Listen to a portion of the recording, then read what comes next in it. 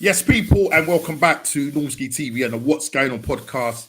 Please hit that like button, subscribe, and share. Please smash those like buttons for me on the road to 300. And we have got so much to talk about. The weekend that has just gone. The top has now been replaced with the Klopp. Champions League. It's all right for some, but for others, bro, not even on a Thursday night. We can't even watch them on a Thursday night. It's a little bit peak. But listen, we are going to go into all things football. It has been a mad week, mad weekend. And we got a lot to talk about, an awful lot to talk about. So people, again, as I say, please hit that like button, subscribe and share if you are new. And we have got a lot to talk about. As I said, we're going to obviously go through the Prem weekend and looking at some of the players' ratings and how they done. Ref watch, some controversial stuff going on at the weekend. We're going to be looking at that as we discuss our different fixtures. Who will get the time? Eric Ten Hag or Poch, or are they both goners? And can the villains challenge for the title? 15 league games, straight home wins in this calendar year. They beat us at the weekend. And they also beat Man City last week. So they are going well under Unai Emery, who took them from pretty much relegation of 17th place after the sacking of Steven Gerrard. And look where he's got them now. They're sitting third, only 2 points off top, 35 points. He's doing a great job there with Aston Villa. And last of all, the What's Going On prediction results, game week 15 prediction league table. We will be talking about that. And game week 16, because obviously there were two lots of games during the week. They sort of kind of come thick and fast. And What's Going On Fantasy Premier League shout out, which Big D will be doing towards the end of the show. So without further ado, I'm going to stop talking and waffling on and bring in our panel. We say, people. Yes, sir. We all right, man. We all right. We're here. All good, everybody. We are here. Yeah. Enjoying the Christmas period. Well, hey, it was always going to be peak for us, man. So, man like Junior, big up yourself, bro. Yeah, you're probably going to hope that Santa puts some nice things in that them socks or stockings, mate. But bro, but Normski, I asked the Lord. I said, Lord, please don't give me Thursday night football, and He heard my cry, so I'm good. I do the Friday, Sunday, Thursday. Big up to Sunday. Scott in the future, bro. What you saying, man? Yeah. Yes, man. What you saying, man? Yeah. It's all good. It's all good. You got your answer. Your prayers were answered, Mr. Big D. I weren't here for the Thursday night, man. I told you guys from way when. Just after we lost those first 3 games, I said, just tank it, man. I don't want to play Thursday night football. Just finish with that. Play the kids. Yeah. Bro, it's peak right now. But listen, we are going to be talking all things football. But before I do all of that, I'm just going to, as I say, go around the table. And first of all, start with Big D. How's your week been? Aside from Man United, how's you yourself? Yeah. I'm good, man. I'm good. We took Sheena in for some outpatient treatment today, which went well. And it's been a bit of a busy day for me today, but it's all good. And talked to Mom on her birthday. My mom turned 82. Big up. Yeah, man. So spoke to her on her birthday on Monday. So she was hyped. She's been out for lunch and did some stuff. So yeah, man, everyone's doing all right, man. Everyone's doing okay. So no complaints. I just want to say a shout out to my sister whose birthday is today, Anne-Marie. Anne-Marie, big up. Excellent. If she is listening in, big up to you, Anne-Marie. Happy birthday. And hope you have many more. Mine is actually the following week, next week, Wednesday. Yeah, that's right. Yeah, you'll just celebrate. So a lot of our family, a lot of birthdays in our family. Yeah, so it's been a very busy December. It's like my mom. 6 of my mom's siblings are born in December. How crazy is that? That's a proper pattern from the grandparents, isn't it? I mean, if I go back, like my mum, who obviously passed away, she was 2nd of December. My brother, who passed away 7th of December. Then I got my sister the 13th. Then my daughter is this Friday the 16th. Right. Then I'm the 20th. My niece is the 15th. December birthday. My daughter's not my daughter's, I didn't get myself in trouble there. Not my daughter, my sister's son. He's somewhere in December. I can't remember. There's somewhere I can't even remember. Do you know what I mean? Wow. It is what it is. You know what I mean? Oh, brilliant. So, yeah. But yeah, but other than that, you're all good, and everything is looking rosy on your side, apart from Man U. But we will go into that a little bit later. And Mr. Kofi Klopp, long time no see. I noticed that man shows up for the show when man is that top of the league, riding on that surfboard. Look, I know I've been away for a few weeks, but I'm glad to be here, better in health, and just as you said, riding that wave. Not on the surfboard though. Right. riding that wave. You're riding that wave, yeah? Yeah, what is it? Earlier on in the back room, you said you're riding it on a motorbike. that could be a bit tricky. You sure that the motorbike hasn't got a surfboard stuck to it? Listen, there's ways of making all these new technologies come together, so it's all good. Exactly, mate.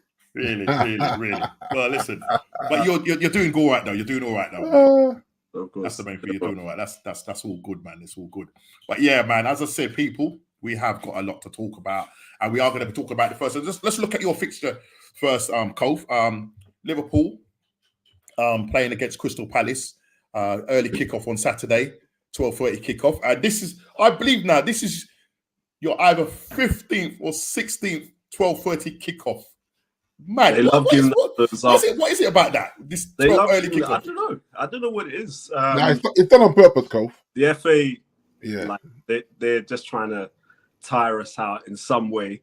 But... You sure about that? Because I was reading an article. I was listening to somewhere where they were saying that because your fan base is really big, especially like abroad, like in China and like Australia and all them countries, that's why they are putting you on at that time at 12:30. I mean, you might think there's other conspiracy theories there. So I don't know. They got to think about the players and their health, because obviously they're doing European games and then coming back and playing 12:30 kickoffs like City games. Yeah. If you're playing on a Thursday night, you shouldn't be on the 12:30 kickoff on a Saturday. You should be on the Sunday. That's how we were last year. We were Thursday, Sunday. So I don't know how they're having you guys play Europa League on a Thursday and then 12:30 on a Saturday. You're taking the mate. That's why Klopp lost his mind a bit with it. But I think he was right to do that. Yeah, I think so.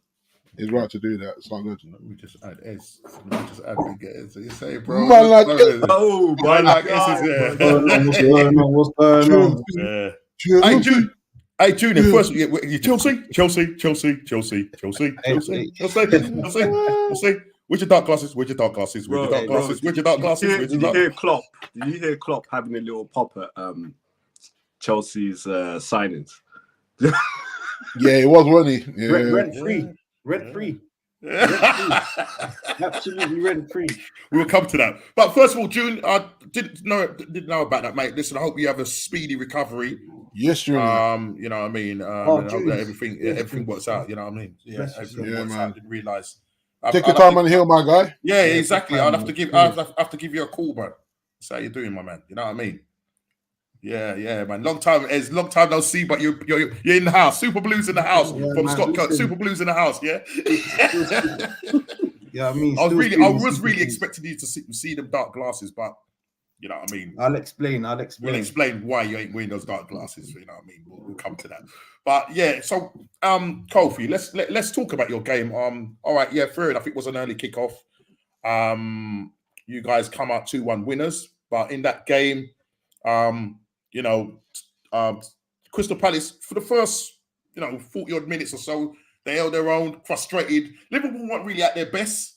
But listen, at the end of the day, what changed the game? Yeah, Crystal Palace are 1-0 up. I don't know what your thoughts on this is. I think it was what's his name? Is it Highway? What's his name? Yeah, Jordan Ayew. Yeah. Jordan Ayew. Jordan Ayew.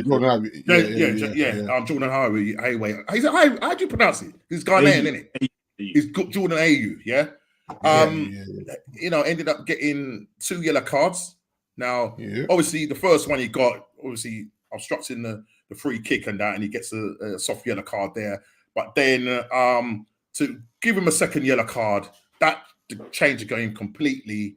And does Liverpool go on and win that game? Do you know what I mean? Obviously, RB Elliott coming up with the winner. And it was Endo that scored, equalised. Was it Endo? No, No, it wasn't. Sorry, it was not Endo. That was Salah scored. It was Salah. Yeah, it was Salah. Sorry, scoring his 200th.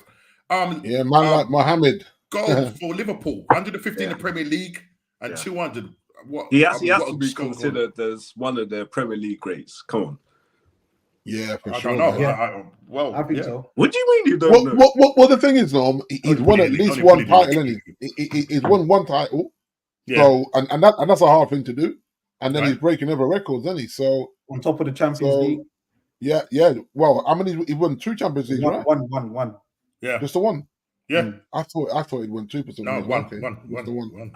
To be honest, I think for what he's done for the Premier League in terms of entertainment, he has to be up there because season after season he's turning up.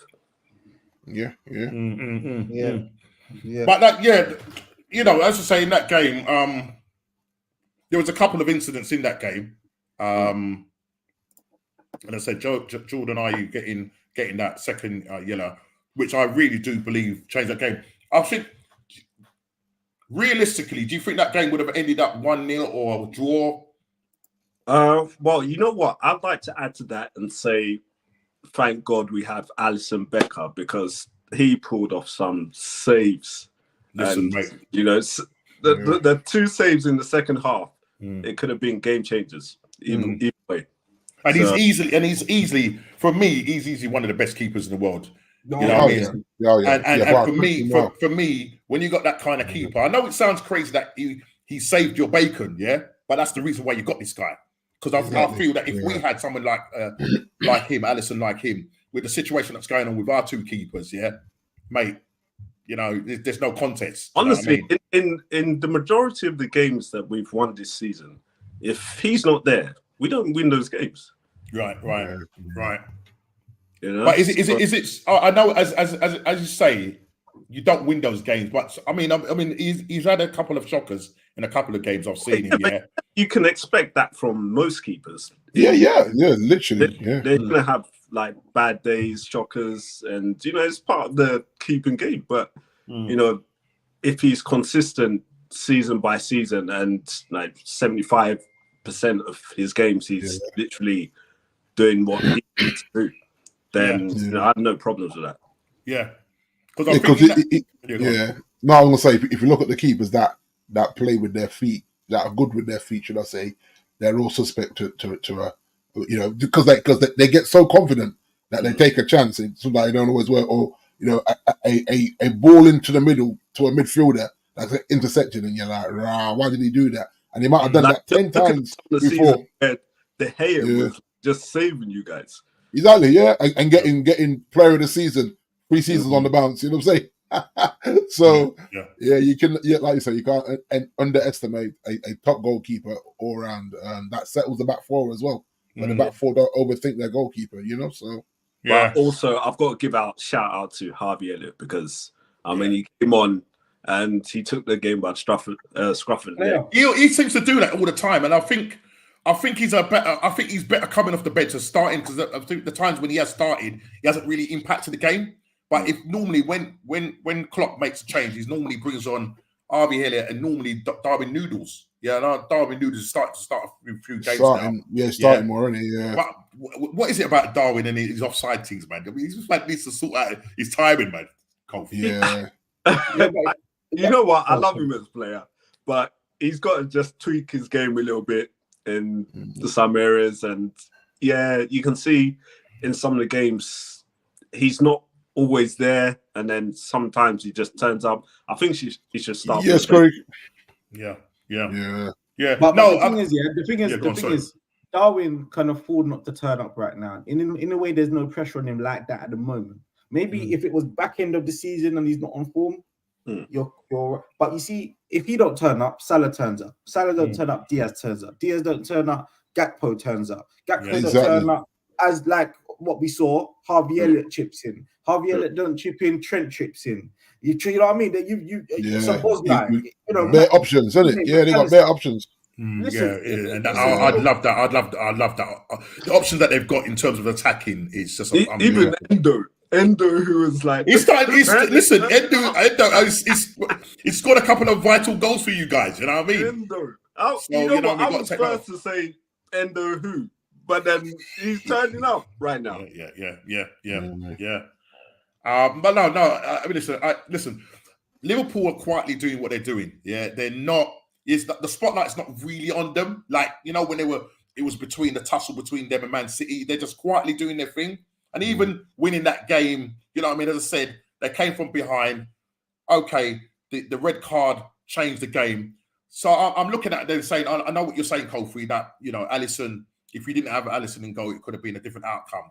But if you look at the game in its entirety, do you think Liverpool deserve to win that game, or would you look at that more like a draw? I don't know what your thoughts. Because Crystal Palace, listen, they did what they did. They've lost a lot. They've lost Eze. Yeah, Eze. I think if Eze plays in that game, I think they cause more problems. At least come on. He didn't really impact the game as he should. Do you know what I mean? He kind of looked a little bit lost, to be perfectly honest. And they just haven't got any creativity. Hughes was probably their best player. Yeah, Hughes was probably their best player, and I think. Leading up to the first penalty shout, I've obviously VAR to go back and look at it because Hughes did foul. I can't remember who the player that he fouled. I think it might have been actually. It might have been either. No, I think it was Endo. One thing I don't want to say though, Cove, Endo needs to bulk up a bit, man, because the man gets fingered about a bit too much in that midfield. He gets chucked around a little bit too much. You know what I mean? Because I think the foul was actually on him. And give him another season, man. Give him another season. He'll probably. That's what I'm saying. So is Endo? What I'm trying to say is Endo enough for you guys, or do you think you might need to do something in the January transfer window? Because I'm telling you now, you do not need any attackers now. Yeah, and you know, in terms of your defense, I don't know whether Klopp wants to further enhance that midfield now or do it in the summer, because he doesn't really like doing the January transfer windows. So yeah, you tend to overpay in the January, don't you? You always tend to overpay as well. You got Van Dijk in Jan, to be fair. What was that? Sorry, I missed that. Sorry, you got Van Dijk in January, to be fair. That might have been a one-off, but it was. Did you get Alisson in the summer? Yeah, that was a summer one. Alisson was yeah. But you've also got Gravenberch. He hasn't been spoken about enough. No, Gravenberch. You know what? I'm liking. Listen, my Jay, right, says that Gravenberch looks a little bit like you, Cove. She calls him Kofi 2.2. You know what? Cloning these days, man. You know that one's a lot of cloning. Yeah, no, but look, Liverpool are quietly doing their thing. They sit top of the league right now, as I said, as Kofi said, riding on a motorbike, not a surfboard. And when you look, I was looking at Liverpool's like away fixtures that they've got, and I'll tell you what, it's looking kind of nice for them. Oh, they've got a run, yeah. You know what I mean? We've got. I'm saying, you know, in the next games. I mean, we've got West Ham. We got Burnley. But you got a really hard one on Saturday, haven't you? Or Sunday? They got a tough game on Sunday. Is it? To be honest, I'm not even going to bring 7 up. Apologies, Steve. Sorry. I'm not bringing 7 up cans. It's going to be a tough one on Sunday. I'm just waiting for the fire, because it's either going to be red letter day for Ten Hag, or it's going to be save your bacon. I would argue that Man United were better last season than they are this season. Yeah. And Liverpool are going into this match on form. So, you know what I mean? But Man United might get a reaction after being out of Champions League now. That's what I'm saying. Do not write this team off, because listen, we'll come to you, D, concerning Jason Bournemouth. But Scott has differing ideas. 7 up incoming. Well, the thing is, right? The thing is, he can't survive another 7 up. He just can't. If we get slapped like that after what happened yesterday and what happened against Jason Bournemouth, then nah. There's no coming back from that. There really isn't. And if he stays after that, And the thing is, I'm not even saying sack Ten Hag because I think we've run out of energy. We keep sacking managers. But then I watched the show yesterday, and Saeed Norms, isn't it? Saeed. Yeah. Saeed was saying, I didn't even notice. He said that Real Madrid had 15 managers in 20 seasons. Wow. And I'm like, what? 15 in 20 seasons? That's what the new man's is. Yep, that's a lot. And they're still competing at a high level. Yeah, but you know what? Top of the Champions League group. Is that a model that suits them though, D? You know what I mean? Because very true. Maybe they're in terms of what they want, because they're a team that wants to win all the time and they want success all the time. So they feel like, listen, if there's any slight drop off, you're gone. And I think Chelsea would like that under Abramovich. Any slight drop off, you're gone. I mean, obviously at the moment that's not the case right now, but yeah. But it's something that was said as well, is that Real Madrid buy players for their footballing system. Yes. And they just bring whatever coaches they want to bring in. That's right. And that's key, rather than me coming in as Man United and getting my people that I like that don't suit a system that the club is trying to build around. Hence, director of football and the same in the youth academy, they play the same system as the seniors. Yeah. So you can take a youth academy and say, right, watch Ez. I want you to learn from Ez. Because Ez is going to retire in 2 seasons' time. And that's how they do it. So no, because that makes sense, Steve. Because Ten Hag, and even the manager before Ten Hag, Oli, has managers from Jose Mourinho still there. Lindelof is still in your team. Right. Yeah, and that was Jose. And Jose didn't even want Lindelof. Let alone a couple of these other guys that are still lingering around. And yes, you've brought in players, but they've still got to be flocking around the players that should have been gutted out. Or what? Look, Maguire has no business being in a Man United shirt if Man United are looking for titles. There you go, Ez. If we're looking for titles, if you're looking for titles, he's got no business. And I said this a few summers ago. We really are a commercial team now. It's about man, just get Big D in because bare people know Big D. He will sell us 1 million, 2 million shirts. It's that mindset. How players like Johnny Evans are still there. Oh, that's insane. That's insane. No, but the joke is with Johnny, right? He came in as a friend of the club, he was a good servant for him at Leicester, just to get some training in, to keep himself fit in the summer. 2-2's my man starting Champions League game yesterday, or coming off the bench to replace Maguire. And you're like, rah, I thought he was just here to get fit. And here he is in a must-win Champions League game, coming off the bench to replace Maguire. And you go, that is absolutely quite, when you deep it like that, it's actually quite... it's mad, isn't it? But the buy-in to fit a model it seems like the better way. I also think Bayern Munich is going down that route as well. And that's why it kind of doesn't matter whether it's Tuchel or Nagelsmann or Flick that's where you kind of when any manager coming in, it's like, can you deal with this? Yes, this is the football I agree to coach. That's cool. Keep bringing me these type of players in all of these positions. As long as they're these type of players, I can work with them. And compared to different though. If you've got a project, which is obviously the swear word in football at the moment, because project is somewhere lost into what that actually means. Yeah, but you can understand a long-term manager like Klopp or a long-term manager like Arsenal's trusted Arteta, and now them fruits are paying off. You know what I mean? So it's completely different because when you get your project to where your project is considered complete, what do you do? I'd love to have a billionaire's project though. What? But tell me why though. Tell me why. Yeah, go. Yeah, because you can obviously do so much work with like all that talent, and you need the right manager. You see, this is where the news thing where Chelsea spent so much money comes from. Yeah. Okay, tell me what PSG's achieved. They're billionaires. What they achieved? Wow. Come on. The type of league. It's not that hard. Look at it's not that hard in the French league. The French league. It's not a league. Cool. It's not a league that you can come and say that. Look, the point Ez is making is that for the sort of money that PSG have spent, they should be winning the Champions League. Absolutely. That's and winning it every other season. Yeah, absolutely. You know what I'm saying? The sort of money that these guys are spending. Yeah, and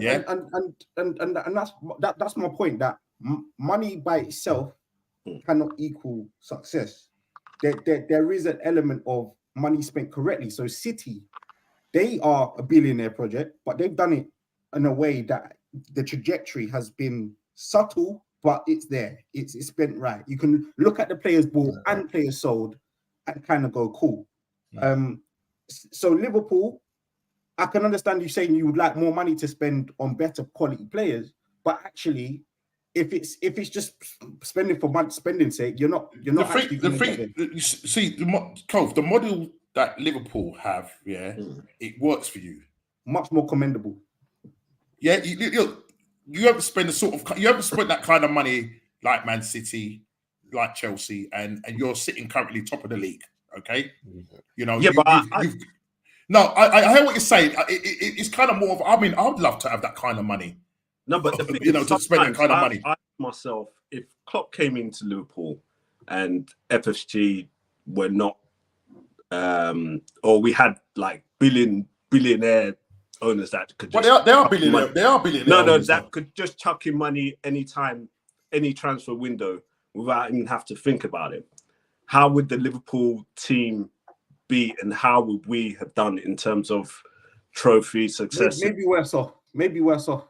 I think it's potentially worse off because without all that, well, sometimes you bring in ego with that money. Sometimes you bring in people that are expecting to win now, and if they don't win now, they're talking to their agents and talking about, I came here to win, and this season. I mean, if that was the case from the get-go, Klopp's been at Liverpool for how long before he won? If you brought in them big man from day one and you ain't won nothing year two, and it didn't work. Yeah, them man are talking about doing a Pogba. Doing you know what I mean, and talking about flirting with Real Madrid in the summer and all them sort of things there. Where actually, where you've done it authentically, you know, Klopp has built a system where you could see the humble man like Mane is coming in from Southampton, the humble man like Salah, where it didn't quite work out, Chelsea and Roma.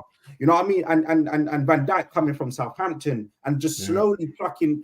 Actually, anyone that does come in now has to really hit the ground running. Hence why when Diaz come in, he did hit the ground running. When the you know what I mean, you had people there, Firminos and Henderson's, just kind of having that standard that you got to reach. You listen, Liverpool had a system and structure in place. You're coming into it's not slap bang thing where they're coming in and nobody knows what they're doing. Yeah. And unfortunately, as your team right now as it is, well, I'm sure there'll be a section where we talk about Chelsea. Definitely. Yeah. I can name you a couple players. That there's this long list of Chelsea spent 1 billion, but that's out of context. Completely out of context. I can name some players that some of you like ain't even heard of that cost 20 million here and there. Like Ogochukwu, heard of him? 19 years old. David Washington, you'd think he's American. He's Brazilian. 18 years old, 25 million. You know what I mean? Alex Matos from Norwich, 5 million. You know, Gusto, you might have heard of Gusto. He's played a few. He's come out from injury now, isn't he? I'm not lying. Look, you see David Washington's there? Look, 17 million from Santos. So even if we go through that list there, Disasi, Jackson's 22. And Kunku's the only standout name on that list. And he hasn't kicked a ball this season. He hasn't kicked a ball yet because he's been injured. Payers is 15 years old. Payers, the man like Labia. Yeah, Sanchez, maybe he's a bit old. He's 24, I think, 25. Caicedo is 21. Played 30 odd games in the Premier League. That's not experience. Ogochukwu's 18 years old. Lavia's 19 years old. Cole Palmer, he looks a bit better, but he's only 21 himself. Petrovic, 24. You lot haven't even heard of Angelo Gabriel yet. He's 19 on loan. The one at the bottom, Diego Moreira, he's in France on loan. So that 1 billion spent, really, how much of that do you look at on that list and go, win the league? So Ez, there's stories in the press, that since we're talking about Chelsea, there's stories in the press, and we can obviously look at your game against Everton, and let me take my hat off to Everton, a team that were sitting in the relegation zone. Just above, you know what I mean? They're now 13 points. They're like 5 or 6 points clear of the relegation zone. Sean Dyche has got their team playing really well now, and the expectation was that Chelsea was going to go there and beat them. But at the same time, we will talk about that game and your thoughts on the game as well. and I noticed that on your on your name tag is Kindergarten FC. That's right. Or kindergarten. So that's maybe right. there's a little bit of a spell check there. But anyway, so there's talk about big up to Jay. It's such an fantasy team. And she also had when we come to that towards the end of the show, she had a little go at me because a certain man didn't actually play, and I said you got to triple captain him, and she's having a go at me because of that. So we'll come to that in the end. But listen, Ez, there's talk about Chelsea have placed 7 players on the transfer list this January. Pochettino wants more signings. I don't get it. How much more are you going to be buying? No. Listen, I think it's a similar thing to United. Pochettino has seen some of them, and some of them where you thought potential was going to be good, has looked at them in training and said, "Nah, never." Not so these guys, but go on. That are possibly on the transfer list, yeah. Are they contracts? These 7-8 year contracts? Potentially, I don't think they're all surplus. I think some will just make sense sales. For example, Chalobah. I know Chalobah's. You got to be careful with this media. You know, they'll make it act like we bought these players. Some of them are 3 of them players out of that 7 are players that we've got on our books already. So one is Maatsen. Maatsen hasn't started a game for Chelsea this season. Chalobah hasn't kicked a ball for Chelsea this season. He was meant to go to Bayern Munich. He was meant to go, Bayern Munich on loan. That didn't happen. The next one on that list is Conor Gallagher, which he's always been flirting with the idea of leaving Chelsea, but he's done quite well for you guys. Probably one of your standout players. For what reason? Well, I mean, the game. Put it this way: what game did he get suspended for? He got 2 red cards this season. He got 2 red cards, and he didn't play in that game where you lost. Did you lose in that game? Newcastle. It was against Newcastle. It was Newcastle. It was against Newcastle. But I mean, people have said that he's been. I mean, okay, a lot of people said that he's not at the level, but he's probably been in the last few games. You know, before you had this little dip, one of your standout players. I personally think he works very hard, and that makes him admirable. But no one tells me how good of a footballer he is. No one tells me that Conor Gallagher's playing people off the park, you know, spraying passes, breaking up, you know, play 20. He's not even that. He just works very hard, and I guess that's good to have on the team. Someone that's willing to put in. If that's the case, you might as well keep Mason Mount. Right. You know what I mean, if you want someone that's going to run up and down, or keep Kante for another, you know, till he literally has to retire. But okay, from Scott is saying, would you keep Broja? No, someone give me 35 million, 40 million. He needs to. Listen, is he worth that much? So he's not better than West Ham offered 30 million. We said no. Did they? West Ham offered 30 million in the summer. We said no. So yeah, that's what we did as well. West Ham offered us around that each for Maguire and McSauce, and here we are. So, but I've got Man United people telling me that McTominay and Maguire are good enough to play for United, and I don't understand. We will have to come back to that, but it's kind of like, but in summary of this quickly, we'll go to United in a sec. Yeah, unless people look at these players, and really think Chelsea should be performing based on these players, then I will stand off. Now, let me say, if we spent 1 billion or close to on Kimmich, Lewandowski, Mbappe's or Modric's, Toni Kroos's, you know, players of Kevin De Bruyne standard, then you should be judging us. Absolutely. But when we're buying these kids, which when you invest in something, you put a seed in the ground. You don't expect to go in your garden and see it growing in the morning. I think some of these 18-year-olds are meant to be 2-3 years down the line. Like when Arteta picked up Martinelli, he was nowhere near the Martinelli we're seeing of today. Likewise, Saka. Okay, so can I just come in here, right? So with what you just said there, you know, the expectation that these guys are not going to just hit the ground running. There's going to take time for them to get where they need to get, and become the players that they need to play. So, do you then give? One of the questions I posed in our WhatsApp group chat is, you know, looking at Erik ten Hag and looking at Poch, these guys are under severe pressure. You look at the game where you go away to Everton. What happened? What happened? Right. And do you and the question is that do you allow Poch to have time to develop these guys? You have to. Or is he one of these guys where Todd is going to say, look, listen, we're sitting 12th currently. Yeah, we're sitting 12th currently. We've got 19 points after 16 games. Yeah, that's crazy. Same as the money that we've invested. Does Todd Bowley look at that and go, you know what? Because you're going to definitely miss out on Champions League, or have they catered for that? Look, I think they've catered for that, and I think they expected better. There's no doubt we can accept that we're underperforming, and that's why we have to accept the banter, we have to accept the laughter.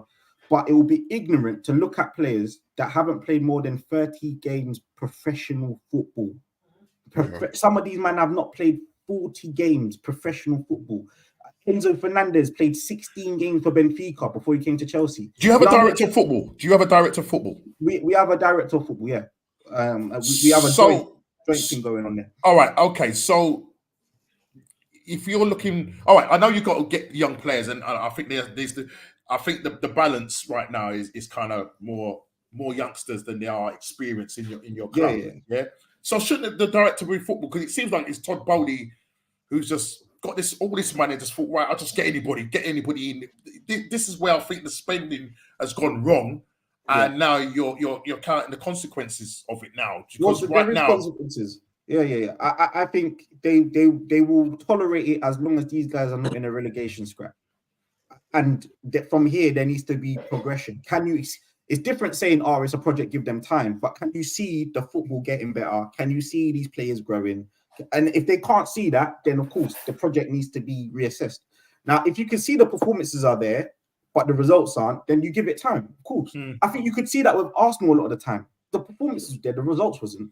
You could see the football Arteta was trying to play, but the results didn't match, and that's why he was kind of all like, "Wait, we've had enough." But there comes a point where you kind of got to give it enough time. And listen, as I said, you go and buy us the best players available, Osimhen's, Tonys, the Fodens or whatever you want to put out there. That's different. You expect results straight away. Because these are ready-made players, top of their game players. But if you're gonna get me youngsters, I can't sit there and expect man that's not played a full league before to give me results, especially when it's not just 1 or 2. We're talking 10, 12, 11 players. 11, 12 players. So, but the thing is, as I said, with the new ownership coming in, you've obviously gone away from that model. Oh, absolutely. Obviously, under Abramovich, when you had Mourinho, you was buying the ready-made world-class players. That's right. You know what I mean? That's right. And Mourinho can work with us because we know Mourinho is notorious. Well, it might be a myth, but he's notorious for not really working with young players. He wants ready-made players that can hit the ground running and give you results. That's what Abramovich wants. And for the last 20 years, that's what Chelsea have been doing.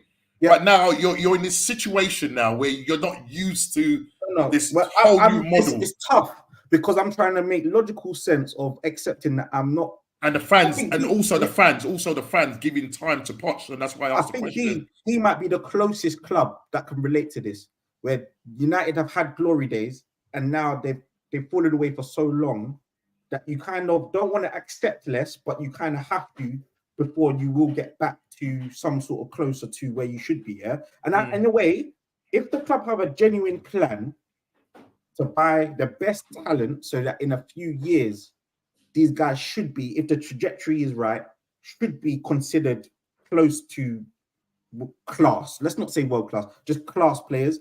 Then I can accept waiting.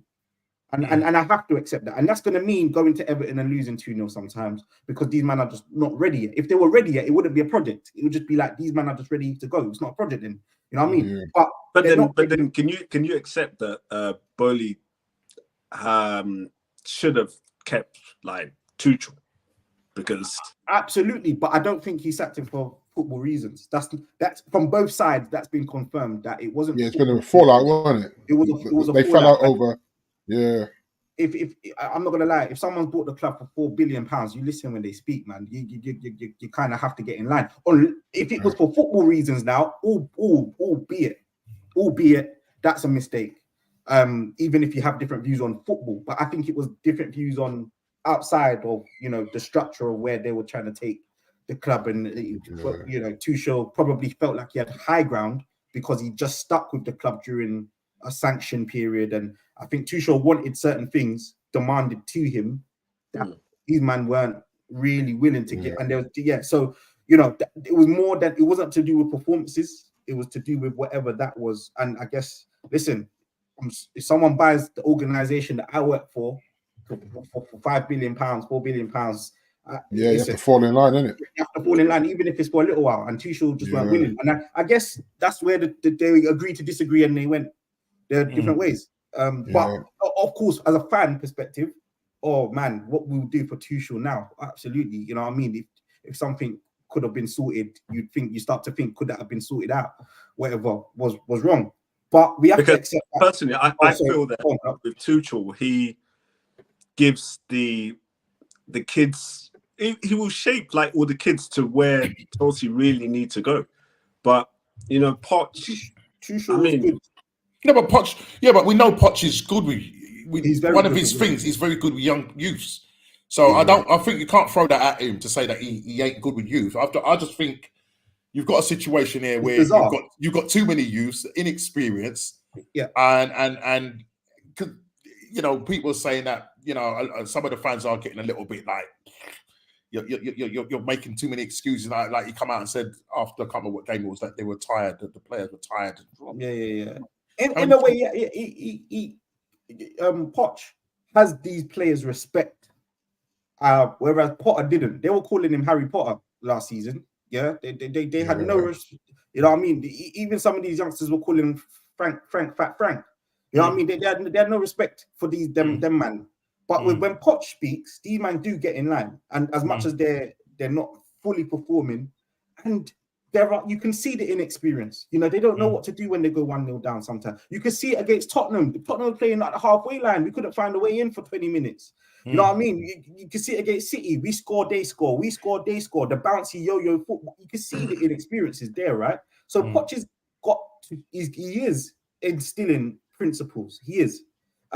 You can't do both. You can't expect to go for titles and top four and install principles. You saw Arsenal finished 8th twice. You had to do that. Now your team are better. If anything, now you're trying to get the final touches right. The back end of that season. I'll come to that when you say you're trying to get the final touches right, because I think we've kind of gone away from the way we played last season in terms of the football was more expansive, and so there's this thing about this analogy that we're trying to play this control football, but we will touch on my thoughts are on Arsenal. One more thing about Chelsea, and I'll stop boring you about Chelsea, but this is why the glasses ain't out. So Poch has now said to the owners, I need more control over these signings you're making, and they've agreed to let that happen, so that's positive, right? And Poch wants experience. So he came out after Everton and said, look, I need 3 players. I need some players. I'm going to see what I can do in January. And this makes sense of what you're trying to say. The players he wants is not just to spend more money, but it's genuine experience. So someone like Ivan Toney that knows the Premier League, rather than Jackson that didn't know who Everton was until we told him that we're playing Everton on Sunday. You know what I mean? It's complete. It's serious. He didn't know they were. You know what I mean? So completely different.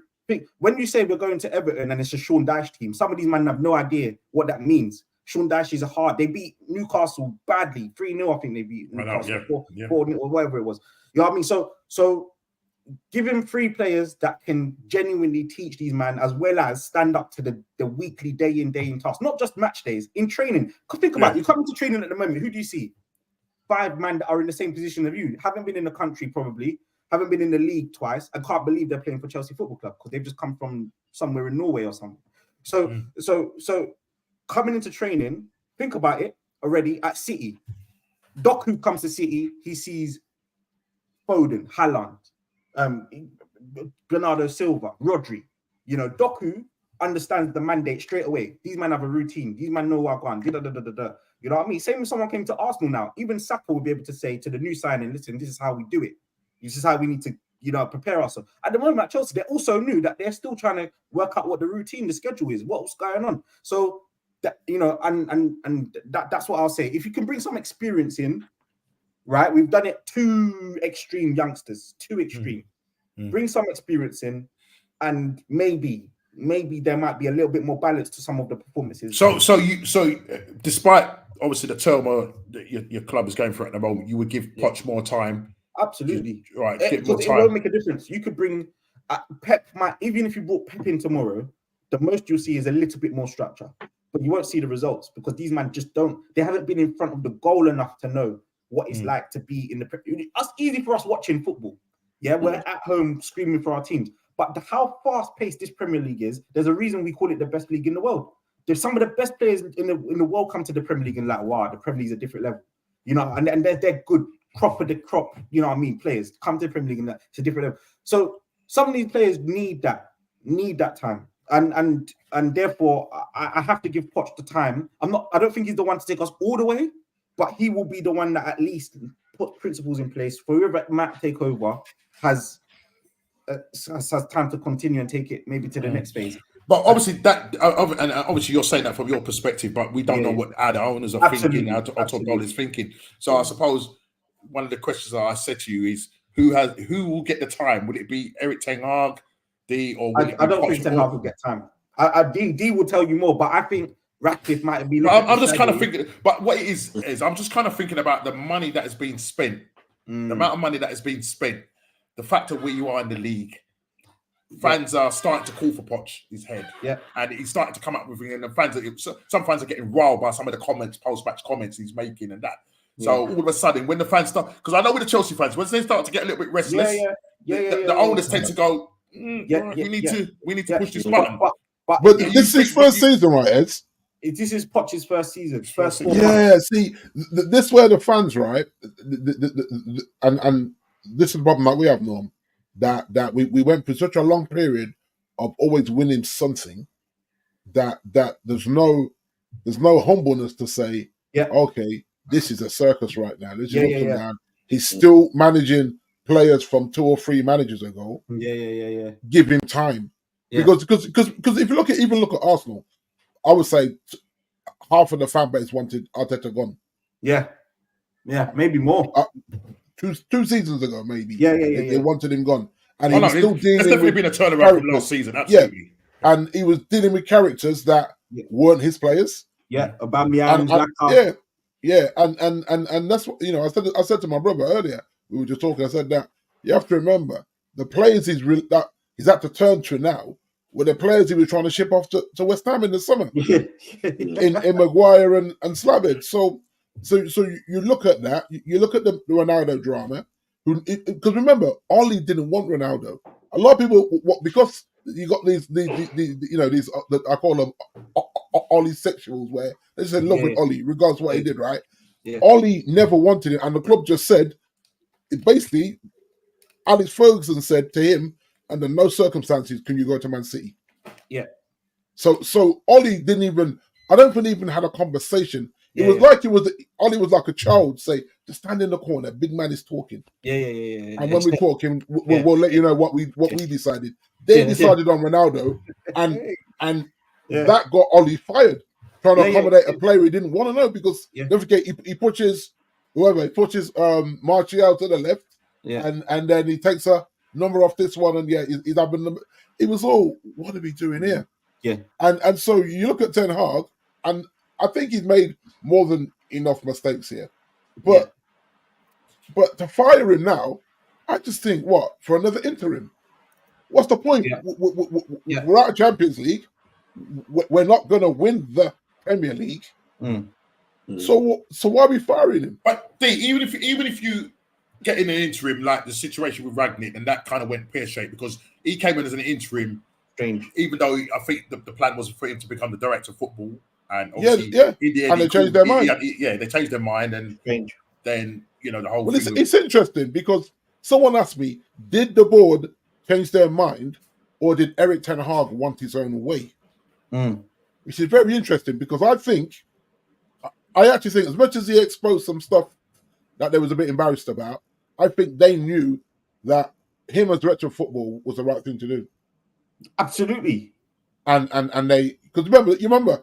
Like, he's got the black book heads, the ones. And all these players that he was suggesting, all these players are doing well at Liverpool, at Man City, at whoever, Sevilla. These are players that he said, These are the kind of players we got to bring to Man United. But then the problem is that with such a group of players that have high wage structures, it's going to be very difficult to get rid of all of them at the same time. And that was the problem. Yeah, to do that massive overhaul of Man United. And this is just allegedly. You remember what Maguire said? Pay me 15 million and I'll go to West Ham. Yeah, you see, all of that stuff's crazy. Right? So this is where you're at.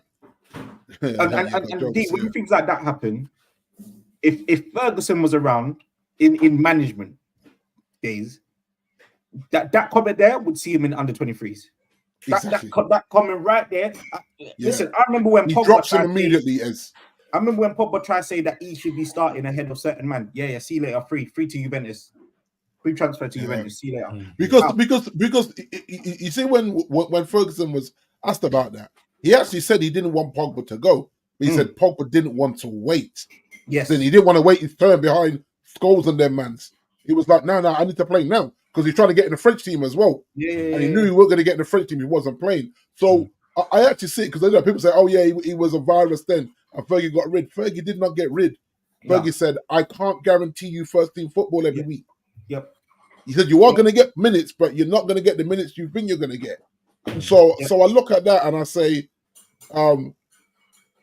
that he's working with one hand tied behind his back. Yes, he spent the money on him. I think he bought wrong. You know what I mean? And I think for me, it started when he chased Frankie all that summer. And I'm thinking, if the man is coming out in the press conference and saying he ain't going anywhere, 3-4 weeks into the transfer window, why are we still chasing him? You see, if you had Ralph on your board at that moment, Ralph would have made a call in it. He would say, look, Ten Hag, I'm giving this 2 weeks.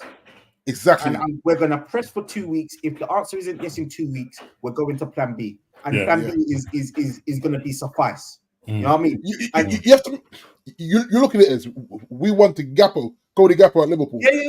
We want to Julian Alvarez at Man City. These are all the players. This is all the players that Ralph is suggesting in the black book. You know when he did this whole dossier.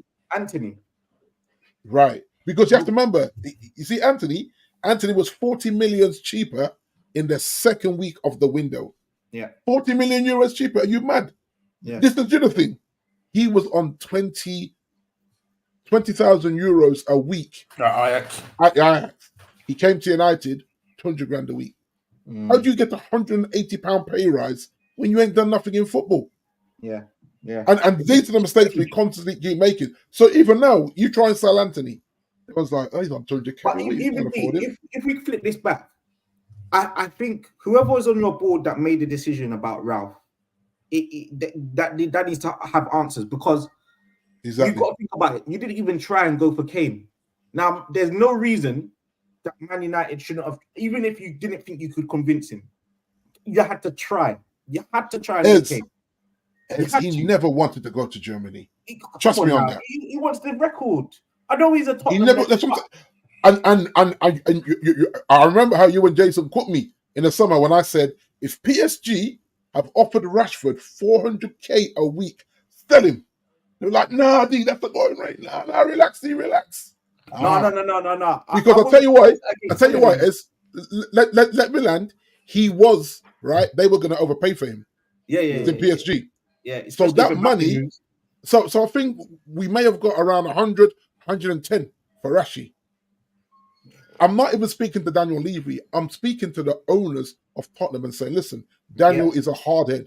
We have 100 million sitting here, Harry. Let's do something. And you still bring in the young OBT, big up, man. You still bring in the Haaland kid. You say, watch Harry. 100%. He's going to get his minutes. There's goals in Haaland, you know. But you can see the frustrated kid. There's goals in that kid. That's probably right. I hope not. Okay, just a quick one, guys. This is just a poll that on the Ball TV. So listen, before go and subscribe to On the Ball TV, brilliant podcast that he's doing. We've been on there when when we had a man's like Shigs. showdowns. Yeah. So here's a poll. Hands up if you're still in Europe. Yo, brother. I didn't want to play champ.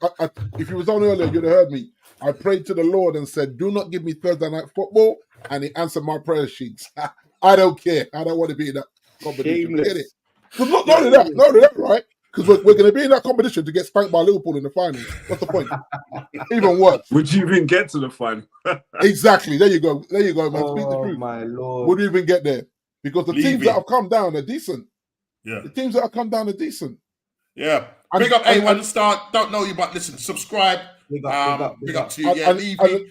Sorry, Chili's not here to defend the man. So, bro, but he's been notorious. I remember. You remember when we bought Sheringham? Like that was a whole circus to get Teddy. So you always know that what you have to do, you have to go to the owners and say, "Listen, we want Harry, and Daniel is Daniel."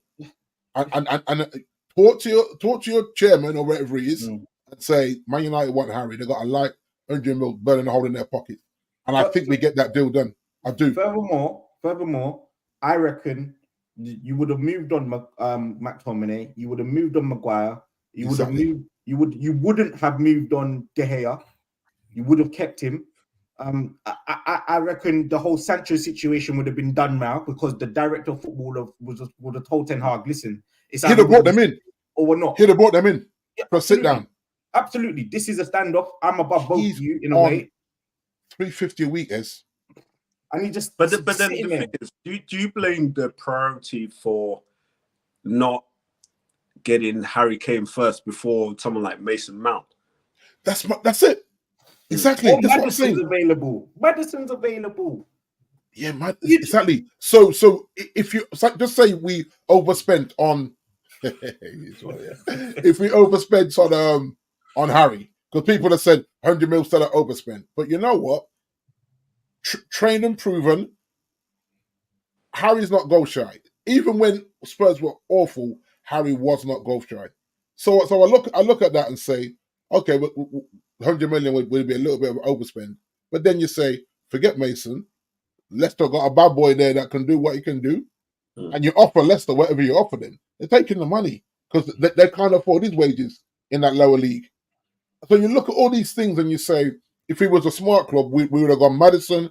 Well, we would have gone Kane, Madison, and then maybe a centre-back and not got rid of De Gea. Even though I wanted De Gea gone, you know that, I felt like mentally he was shot. Is it on Dougie for Spurs? Madman, they paid something like 15 mil for this guy. Yeah, player.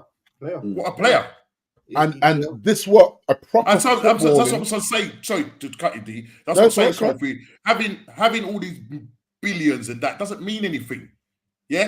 You have to spend smart. You understand? And to a degree, you know, you got Angie coming in and he's doing a fantastic. Listen, I hate to say it as an Arsenal supporter, he's doing a fantastic job. If not, they're playing one of probably the best football in the league right now. Yeah. Although, I say sometimes that it can be a bit kamikaze at sometimes, but he trusts their team, and with the amount of injuries that he's got out, look what he's done. Look what he's done to the team of Newcastle this weekend. You know what I'm trying to say? So I mean, it's not about spending big money. I love how Liverpool act like they don't spend money though. I've never said that we don't spend. You spent 75 million on the keeper. I'm sure that's a record. You got 75 million on the centre back before Harry Maguire's 80 million. It's just because Maguire got bought for 80 million that overshadowed. Think about it. Look, 75 million. We sold Coutinho, who we bought for 8 mil. But 140. So we have the right to say we can spend on them players. No. Okay, if you want to go down that route, Chelsea are one of the best at selling. We sold Hazard for 130 million, and the list goes on of how many players we sold. We just had a great summer of clear outs, and you know what I mean. We're fantastic at selling. So maybe does that give us the right to spend $1 billion, Cole? but this is the thing, though. The thing is, we made good use of the money. I hear that. I'll say you spent better, and I would admit that all day. You spent better than. I think you've been one of the best in the league spending. Yeah. And I think this is a in this 10 years, this has been a huge downfall for us, right? Oh, we are probably the worst team at selling.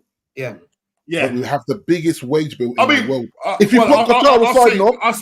Arsenal are right. If you put Qatar aside, yep. If you put Qatar aside, we have the highest wage bill in the world at Man United. Come on, man. Wow. And Qatar is new, as we know. Qatar's a new team, so I'm not even putting them in the chat. I'm talking about seasoned leagues across the world. Why is that? Why is that, T? Because what it is, right? It's almost like the agents say, it's Man United. Commercially, they are a monster. Absolutely. As for this.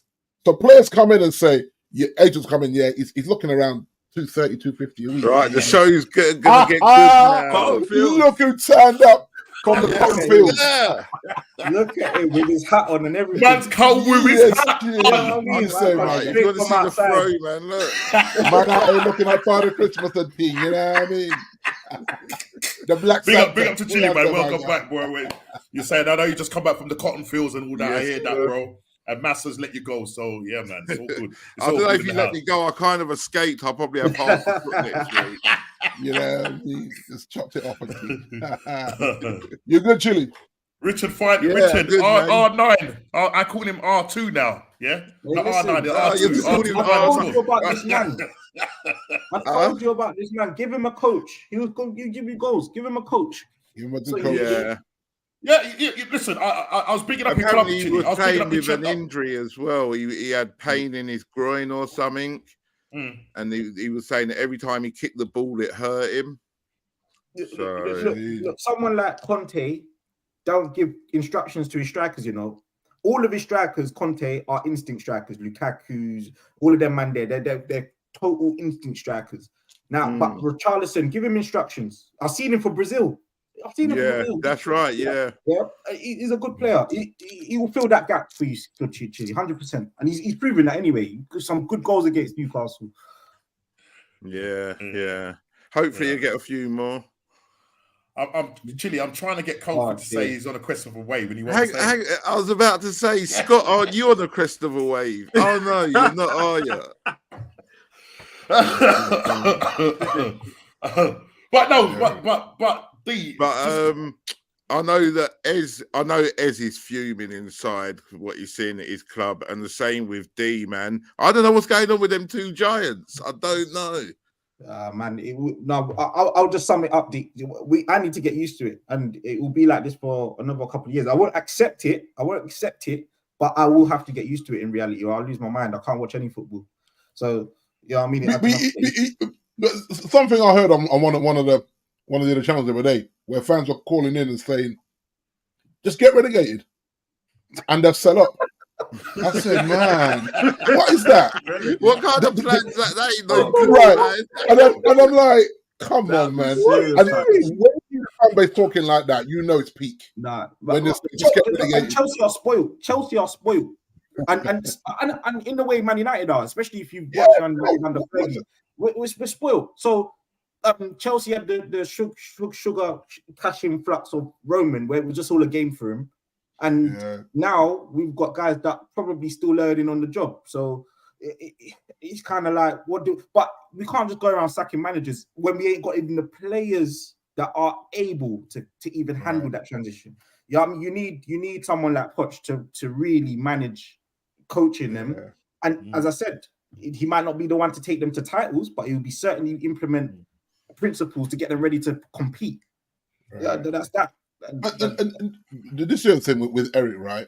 I can't give him a pass, right? He came out last week saying about he's not going to play. He's not set up to play the Ajax way, the football that we saw in Ajax. So this tells me that okay, so you're the one.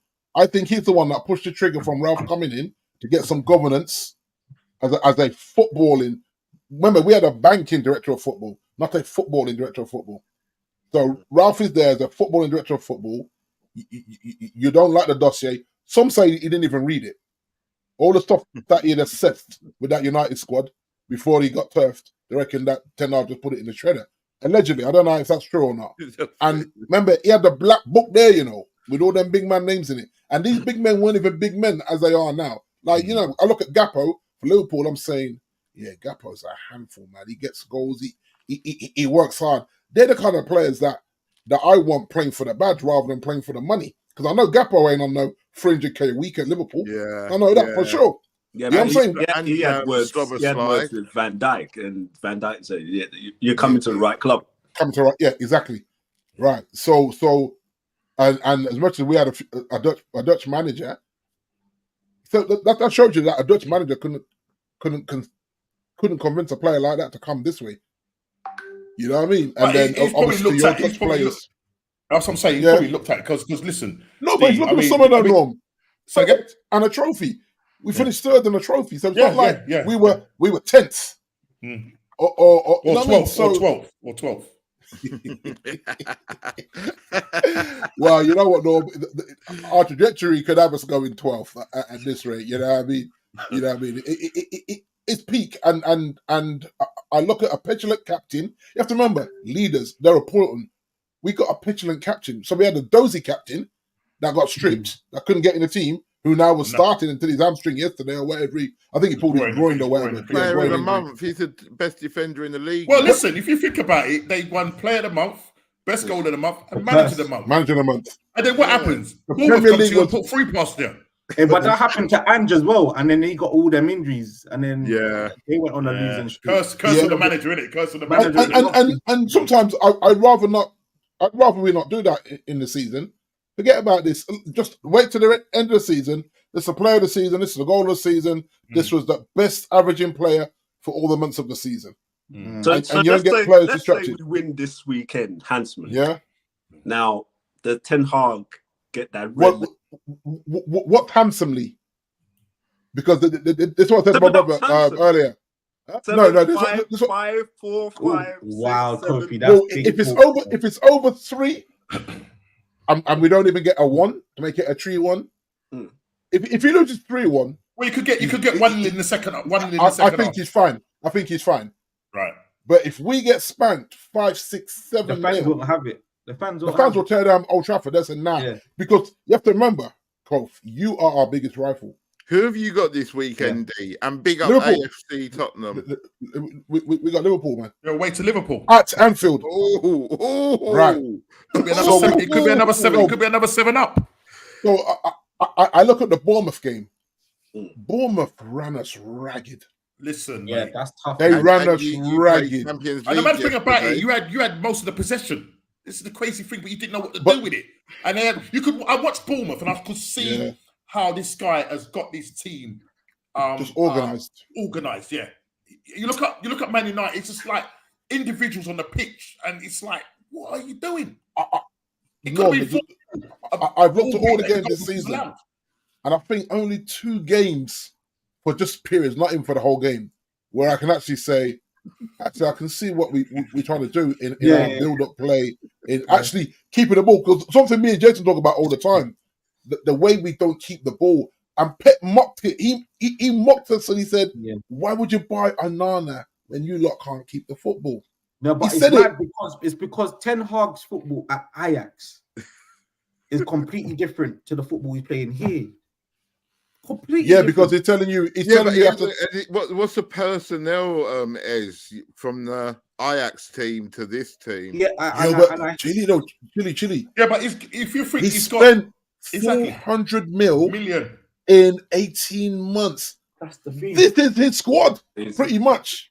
Yeah, and he's gone back to the players that he can't turn and push out in the summer. These are the players that are saving his bacon now. Yep. And did he bring anyone from Ajax? Yeah. He brought Anthony. And Van der Beek can't even get a game. Yeah. Oh, but this is something that people forgot about Van der Beek. I forgot he was even there until the other day. I see his name. They said Donny. Yeah, I said what? He's played under Ten Hag. Yes, but this is what he did. He forced his move out of there. Oh, everyone forgets that. It's personal. So it's personal with Ten Hag. It's not like Donny can't play. He said, "Now you forced your move out of Ajax, and now I'm manager." He's got to draw a line on down. He's got to stop that. So that's Donny and Sancho. Yeah, but what I'm hearing, what I'm hearing from this, right? It all seems to point back to Eric Ten Hag. He doesn't seem to get on with players. He seems to fall out with players and hold grudges. You can't hold grudges. Hold grudges. You got the Sancho situation. You got the Sancho situation. You got the Varane situation. And when you look at this, it just seems he played Varane last week, Norm? No, but listen, I was shocked. No, but listen, it just seems so toxic, yeah? So then, McTominay comes out in his press and says, there's no toxicity. Yeah, we've all sorted that out. Do you really believe that? Do you really believe that? I think I tweeted to the group. You know the Sancho thing, though, D, yeah? Yeah. Even after a certain amount of time elapses, you play him because he's under contract. That's right, yeah. And even if me and you are not on terms, you're going to play. He's looking like he's not going to say sorry. And this is the thing as well, Ezra, right? This is the thing. This is how you know. Okay, put it aside. Man United is your business. Yeah. Are you paying any man from your business $350 a week to be sat on his backside playing Fortnite or whatever he's playing? And he was at clubbing the other night, allegedly. Someone snapped him clubbing it. But why not? Why shouldn't he go clubbing? He ain't playing no football. Exactly. I have no problem with it. But what I'm saying is, if that's my company, I'm saying, Eric, me, you, him, his agent, we're going to have a meeting in your office on Monday morning at 9 o'clock. Yeah. And we're going to squash this foolishness. Yeah. I'm not playing this kid $350 a week to be not playing football. Even business, and you're going to like it. Otherwise, we fire you. Even business-wise, D, what's it doing to his transfer value? Sitting down on the bench, not keeping match fit. He might be training or whatever, but he's not even keeping match fit. He's not going to be sharp for any club to sign mid-season. Because if he does sign mid-season, any club's going to want him. He's got to get fit. Unless his heart is not on the pitch, and when you don't have somebody who's really committed to playing a full that's not true, though. That's not true. Sancho loves football. He loves football. This kid's been playing for Man City since 6 years old. You know what I mean? He moved. He left London, left Stockwell to move to City, got boarding school, played football throughout to come to United, and all of a sudden you don't love the game. That's not true. That's not true. Yeah. And the thing is, there's a lot of rumors saying that he had hoped Ten Hag would have been fired by now. So he'd be back in the fold already. And the same thing, they're saying the same thing with Casemiro. A lot of people are not convinced he's injured. Do you think, D? Because obviously we've the new owner, the new part owner coming in. Yeah. We're still waiting for this sale thing to happen. Yeah. And there's a circus now. Apparently, it's not all the Glazers' fault. Apparently, because they are floated on the stock exchange, it's not as quick as it should have been. If we weren't on the New York Stock Exchange, I think the deal would have got done a little quicker. But there's certain regulations, certain things that the FA have to do now when it comes to the finances. Even though we know he's 60% owner of Ineos and all this stuff, we know all that. But they've got to go through more paperwork because of the New York Stock Exchange. Otherwise, it would have been done if they were just a private limited company. I think it would have been done a lot quicker than being on that, or even on the London Stock Exchange rather than the New York Stock Exchange. I think it would have just different regulations with the finances and stuff like that. Do you think? Sorry, back. I know we're on United. I just don't want to miss it whilst we're on United. Do you think Ten Hag will get grace because of the mad turbulence he's had? So Ronaldo, the rookies leaking stuff, the whole Greenwood, the whole. With a straight face. Anthony was another one. You know what I mean? And now. Oh the Anthony drama, yeah. Sancho's now another one. You think about it, right? He's tried to coach a team and be a fireman at the same time. They're putting out fires, That's what and that's why I say the club just keeps giving. It's always content for the club. It's mad. It's shocking. And I think if he can go half a season without drama, maybe we see something different. On the football. Yeah, right. But then he needs to be reined in as well. You need a footballing director of football. Yeah. Like for me, he's getting no money to spend in January for me. I'm like, nah. Like you spent enough, bro. Work with him because you can have players coming back. I mean, there's rumors that United haven't really cut off Greenwood. I can see him coming back. They're facilitating him living over there and playing football, which is shocking. Because I thought when we read that first statement, Norman, about a few months ago, it read like he was gone.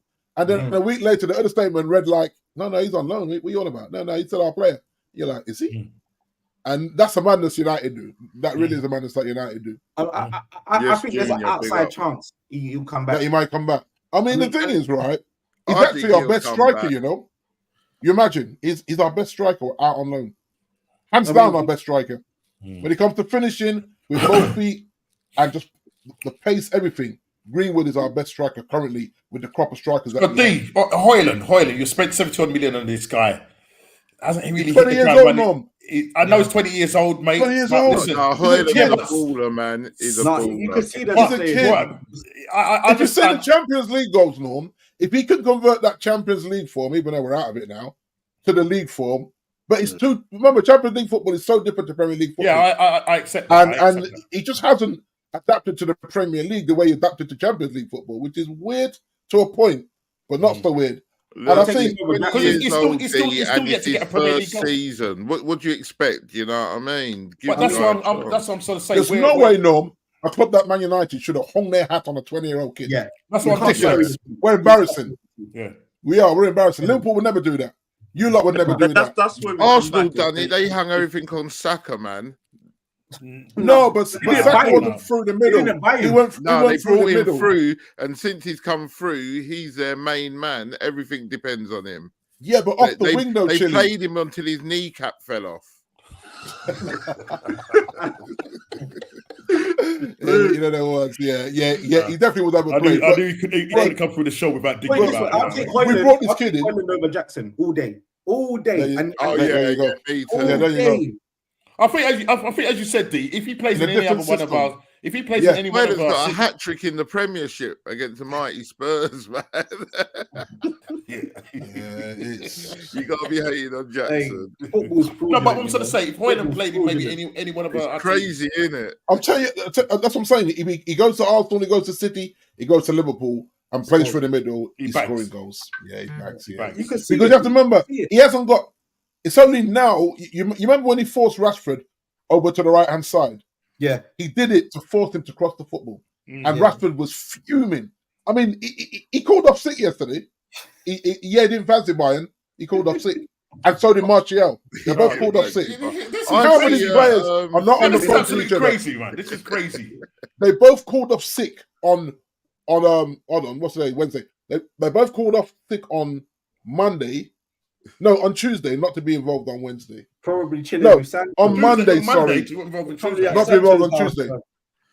They're all I see on the PlayStation. A list of players that you, man, might be selling or are prepared to sell, and Rashford weren't on there, mate. Exactly. Because they made him the face of the club. Yeah, he is. Yeah, definitely. And because I watch this thing called United View, which is a guy called Flex and KG the comedian and guys, right?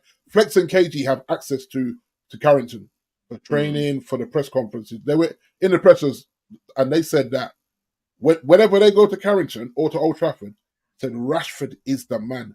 Bruno is the captain, but Rashford is the man. He is their marquee. He is their shirt seller. He is their ambassador. Yeah. So when Rashford's sulking, that's just not good for business either way. So that's why when we, as fans, were saying he needs to drop Rashford, the board is saying, "Oh hell no, he plays. Yeah. Move him over to the right then." And because Garnacho was playing, he's in a purple patch. So Garnacho's holding down the left until he stops scoring. Once he stops scoring, he's out of team again. Yeah. And this is our little cycle of nonsense that we do. But that's what he's done. He's forced Rashford on the right to make him cross the football. Because he knows where would you play Rashford, D? Just on the left. That's where he's best. But he still hurts you on the left if he's not scoring because he can't cross from the left. He can't use his left foot. He's always going to cut in, so your Haaland's not going to get the service. How many times did Haaland just throw his hands up in the air the other night? Do you think it hurts? Saying, "I'm here. I'm in the box." I mean, yesterday in that game, he was starved. He was starved of the ball. And you look at it and you say, I know he's not regretting coming to United. I know that for a fact. No. But he must look at it and say, maybe we do need a new manager that plays a different way because give me the service, I will get you the goals. And I think he will. Mm-hmm. Like I say, he goes to Liverpool, he goes to United, to Arsenal, he goes to Man City. He's probably already on 10 goals this season. I think it's hurting you that you're not playing a natural left back because if you had Rashford as a left winger that doesn't cross, you could have a left back that gets out there and delivers a bit like Luke Shaw was doing for a long time. Luke Shaw was delivering peaches of crosses for a long time. You've got our boy Reggie. Why aren't you playing him? Regular. Exactly. Yeah. And I actually think Reguilon has played the best on the left in terms of him attempting to cross the football. Yeah, true. And then as soon as Luke Shaw came back, he played Luke Shaw. The Bournemouth game, he played Luke Shaw at left centre back with Varane on the bench. So you look at all these circus act moves that he's doing. You're saying play them in the right positions. I'm taking Wan-Bissaka over Delo because Wan-Bissaka is not going to keep getting skint down the wing. Delo's going to give you 2 or 3 good crosses, and I'm thinking it's not enough for me. That's not enough for you to start over Wan-Bissaka because defensively you're trash. And I look at these things, and I know we're just fans, so he won't care the fans' opinions. But I think the fans look at it and say, play everybody in their right position, then we can judge them. That's it, yeah. But if you don't, then it's just like, okay, he's on the right. We know he offers nothing on the right. Yeah. And then it's on the manager. The pressure's back on the manager for not playing. But then I think I said to you guys that if I'm paying you $350, $375 a week, you play anywhere across the front three and you shut your mouth and get on with it. Absolutely. And that might sound a bit dictatorship, but then if you want to get the best out of a player, you've got to play him in his best position. Do you know what I mean? You can't. And I would say, Rashford's best position is on the left. On the left, rather than on the right. Yeah, but he don't like playing through the middle. Want to play through the middle? No, apparently he doesn't now. Because the times he's played him through the middle, it's like his body language has been off. And I thought, surely now you can get the glory if you're the centre forward, and he lucky don't fancy it because now there's too much responsibility. Yeah, I'm expected to score now. You're expected playing through the middle. Score, yeah. And I don't think he wants that pressure. He wants the money, but not the pressure that the money comes with. Yeah, but then yes, Calvin, big up yourself, man. The main man in the squad, and then you don't want to take that responsibility to play in a different position because you're supposed to be versatile. Exactly. Sell him. I'll tell you, man. If I could turn the clock back, interested in him? Do you know anyone that wants him? Not now. Not now. In the summer, and remember, this was only according to his brother. His brother said that PSG offered him 400k a week. I'd be like, sell him. And it was like, whoa, D, you're overreacting. Nah. I know this kid. Let him go. Go get Harry. Harry is not going to be forming the full. Not only that, Harry could come straight into Old Trafford, get captain's armband. How about that? And nobody could step to Harry and say, hold on, you just got here. He'd be like, yo, I'm England captain, relax. He wouldn't say it like that. He'd say it with a yeah. But you know what I mean? Sprayed everybody. But I think Ten Hag could have made that stunt. He could have sold Rashford to PSG, dropped 110 million on Kane, brought him straight in and said, Bruno, this is my captain. You back him up. And everybody would have to just back off and say, King Harry is here, relax. And I think you'd see some different football because you need some leaders out there. And we're struggling with leadership, my Lord. No leadership. And you saw that. You saw when he got done for dissent rather than a late tackle, you knew he wanted no part of Anfield. You knew that. Well, as I said, going into this weekend's game, I mean, listen, rightly, Liverpool are going to be rightly the favourites, but I said anything can happen. You know what I mean? So, and maybe when I see you at the top, Kofi, he just brought a smile to my face. Otherwise, he turned into a Liverpool supporter. Liverpool. We're supporting them on a Wednesday. I don't know. They're supporting them on a Wednesday now. Teams. I really don't know which way you go teams. You're like chameleon, man. No, come a chameleon. You know what I mean? If Man United had been at the top, I'd have been smiling. As long as Arsenal and Chelsea ain't at the top, then that's enough. All right, that's how you want to play it, brother. That's how you want to play it. But listen, talking about top, we have to take Villa seriously. Or don't Villa, who have just won 15 straight league home wins. 15 straight wins. Obviously, Liverpool hold the record for 24 straight wins in a calendar season. Listen, Arsenal, we went there on Saturday. The week leading up to that, City were there. Got pretty much played off the park. Losing that game 1-0. We come there. we won there last season 4-2. My son played me the game back of last season, and I'm looking at how we played then. And I know Ed talked about Arsenal changing their style of football and maybe, they're playing more controlled football and all of that rubbish. Yeah, I'm not saying that what you're saying is rubbish, but I'm just thinking, in terms of I'm looking at our team and I'm thinking, right, okay, Villa at times is a hard place to go to, the fans and everything and all of that. And Unai Emery has got this team playing really well. And when you've got a team that's won 15 straight home games, yeah, you can't just rock up there and think, it's Aston Villa. You've got to go there and show some fight. You get me? Yeah. Now, we went up there and some said that we should have at least come up with a draw in that game or won the game because we had the more chances. Because when McGinn scored that goal and our defending was absolutely atrocious again, what's the name letting us down? Shevchenko letting us down in his defense. He's not a defender. Yeah, play him in midfield. He's not a defender. But listen, we've lost Tomashi, who's probably one of our best players in the last, few games. And obviously he's out injured. Won't probably be back with us until January. We've got Thomas Partey. We're missing him. And I just think the way Arsenal are playing, we will come on to the Villa, but the way Arsenal are playing right now, compared to last season, the fluidity's just gone completely. Now, I said it earlier on the show before Chile came on. I think, and you'd be shocked, Chile, so don't drop off your chair. I think right now Spurs are playing the best football in the league. Yeah, they're playing the best football in the league, exciting football. Yeah, okay. But we're not winning. So but listen, look at what you did to Newcastle. Yeah, look what you did to Newcastle. Yeah, but I'm going to say, I look at you can play the most beautiful football, sexy football, but if at 90 minutes you haven't got 3 points, then what's it all for?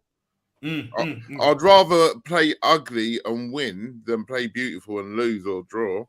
No, but I'm looking at that. I'm looking at Edge. I mean, I think I don't know. Yeah, Angel's different level, man. I told you that, and you were there laughing at me. I'm just saying, bring a bit of caution to the wind. Just a bit of caution. You know what I mean? Because sometimes, as you said it as well, Chile, that if you get key injuries to key players in key positions, then you're going to see the effect of it. Yeah. Yeah. Now, the Ange ball still continued. I did notice that he did actually. Kind of in that game against Newcastle, second half, he made it a little bit more conservative, but you was just basically you didn't go gun ho.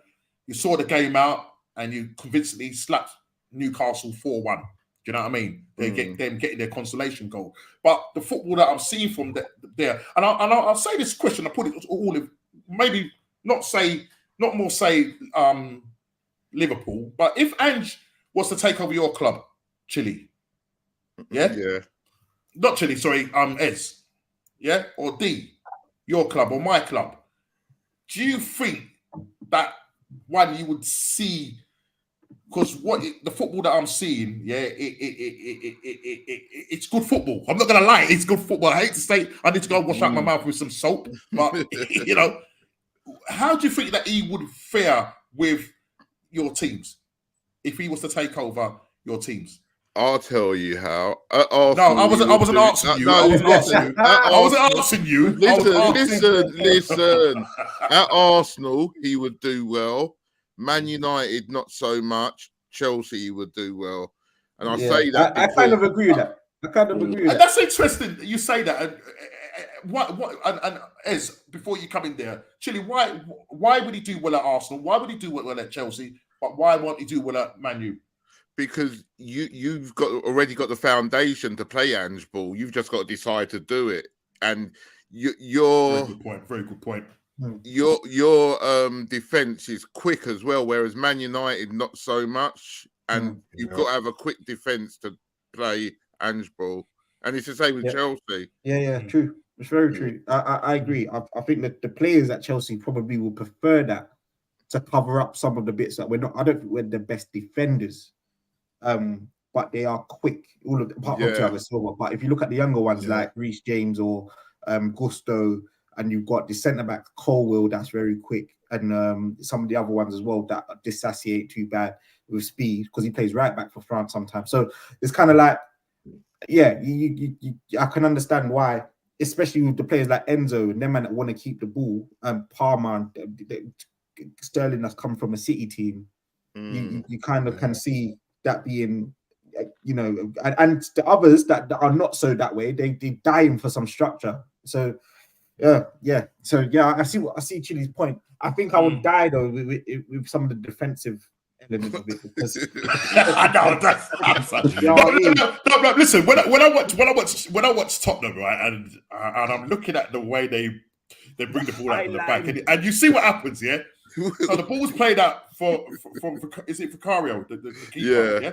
He plays it out to their centre backs, yeah, and then their wing backs, right? Their wing backs literally just overload the midfield, yeah. And it's just like a white force coming at you, yo. Yeah, it's just like why? And I'm telling you, Newcastle could not live with it, and it's like in some sense, it's not. Because I look at how Liverpool play, because Liverpool rely on their wing backs, but where they get the creativeness is from their wing back Robinson and Trent. Yeah. Now that Klopp is now bringing Trent more in as an inverted player, sometimes Trent is in the middle of the park, he's over on the left hand side. You know what I mean?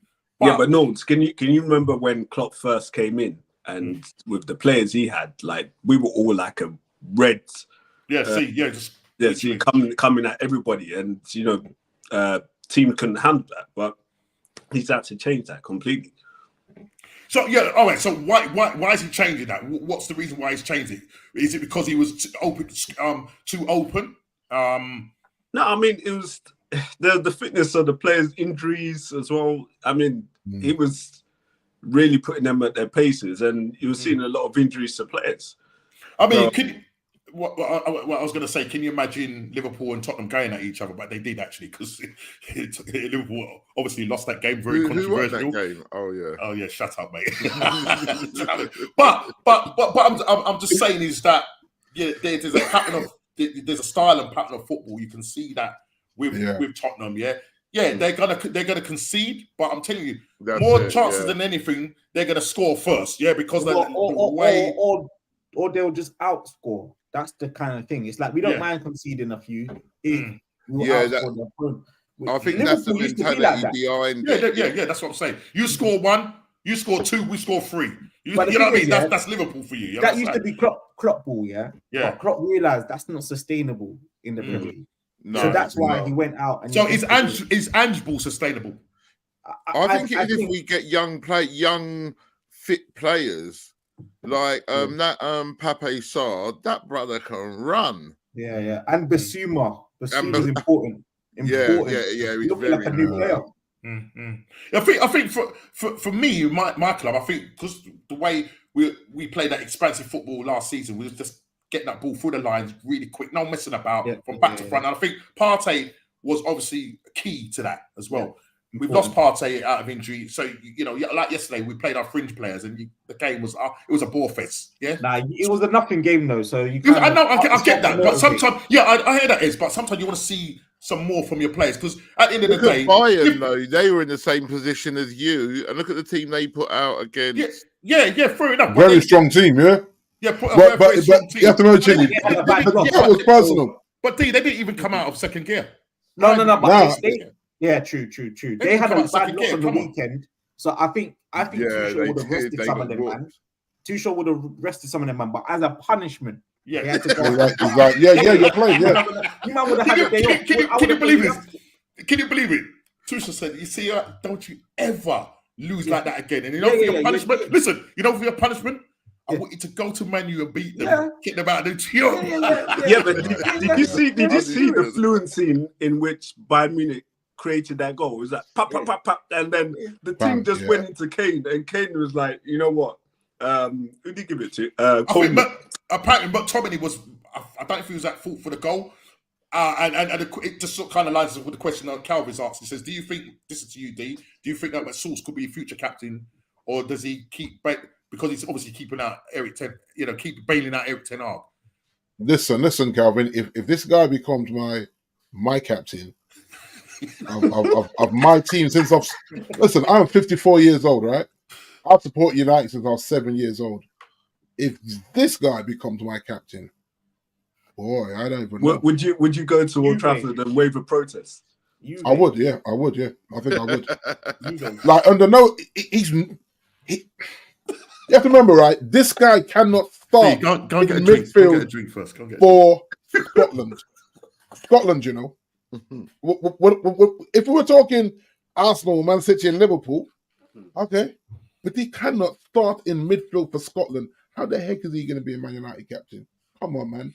That's how low the bar is. He's given heart in the games that he's played for United. Kofi. This what then I'll do. This what McTominay does. McTominay supposed to play in a double pivot. Now, at the beginning of the season, before Casemiro got injured, I was like, all right, Kaz has lost it. Kaz is playing as a lone 6 against 3 midfielders, while McTominay and Bruno are trying to both play number 10s. They're doing it now, getting in each other's way to score goals because they want the glory. They don't want to defend for their teams. So that even when Kobe Mino played, Kobe was playing the lone 6 on his own. I said, we're doing this to an 18-year-old kid. What are we doing? So if he ever becomes Man United captain, I have to look at my club sideways and just take several seats and say, you know what? When you're ready to be serious, then I'll put the shirt back on. Because honestly, give the armband to D. What now? Yeah. Harry Kane. No, but he's not at your club. I find every way which to get Harry Kane back in the summer, and I make him captain when he comes back. There you go. Listen, D, I'll tell you what you do. D, I'll tell you what you do, yeah? Go and talk to Abramovich. You know, man, just better like Mikel. There's no point. Go talk to Abramovich. Abramovich can sort some things out, yeah? Yeah. Just a little quick word in his ear. True. But I just said to my brother yesterday, right? Come on, my brother calls me from London, and he just turned his hair out. I said, bro, we need to just burn it all down. Keep the youth. Yeah. Right. No, I told you the youth that I told you. Yeah. I think I said it on the chat. About 4 or 5 players. Yeah. Do you know how many years it will take for United to get back to some? Are you prepared? Are you prepared? I'm okay with that. Are you prepared for that? Okay.